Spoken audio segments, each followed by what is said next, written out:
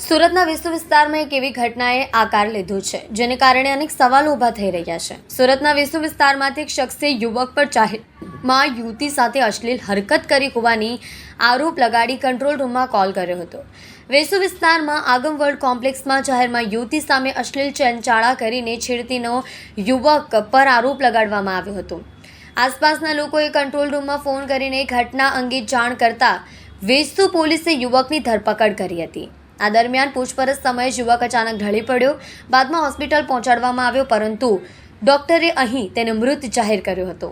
યુવકના અચાનક પોલીસ સ્ટેશનમાં મોતથી અનેક સવાલો ઉઠી રહ્યા છે। સમગ્ર મામલે તપાસ હાથ ધરવામાં આવી છે।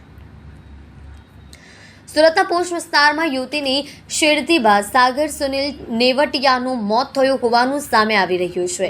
વિશ્વ વિસ્તારમાં આગમવર્લ્ડ કોમ્પ્લેક્સમાં જાહેરમાં યુવતી સામે અશ્લીલ છેડછાડા કરી છેડતીનો યુવક પર આરોપ લગાડવામાં આવ્યો તો આસપાસના લોકોએ કંટ્રોલ રૂમમાં ફોન કરી ઘટના અંગે જાણ કરતા વિશ્વ પોલીસ યુવકને